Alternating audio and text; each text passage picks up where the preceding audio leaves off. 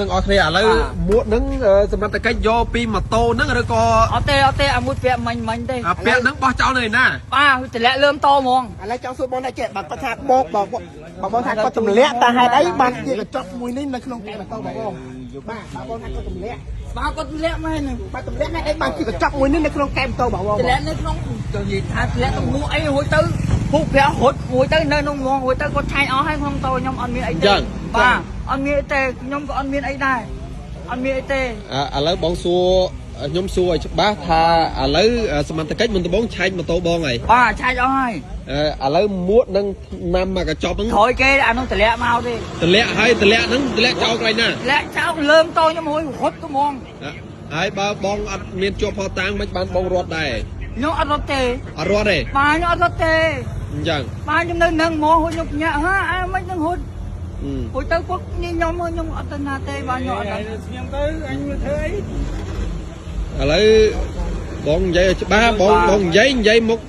អ្នកសារព័ត៌មានព្រមទាំងសមត្ថកិច្ចបងប្រាប់ថាម៉ូតូបងអត់មានទេប៉ុន្តែមានបុគ្គលម្នាក់ទៀតយកឆ្នាំមកកញ្ចប់ឲ្យនឹងមួកហ្នឹងតម្លាក់លើម៉ូតូបងបាទឥឡូវខ្ញុំគ្រាន់តែ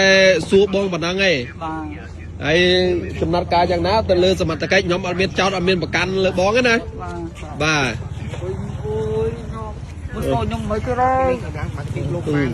មកដល់ហើយ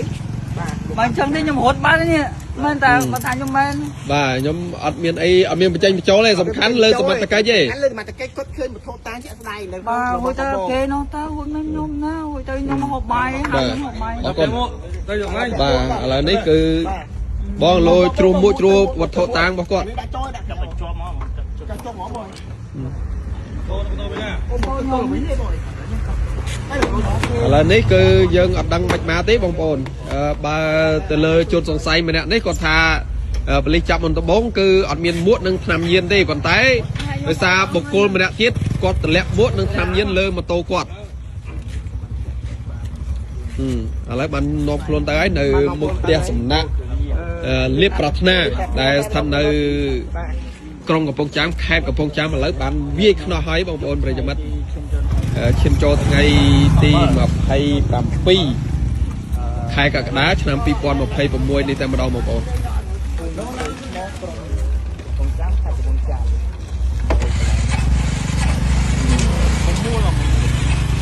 ាទឥឡូវនេះគឺសមត្ថកិច្ចបាននាំទៅហើយបាទនៅចិត្តនឹងមុខក្លឹប Trip Hall ទេ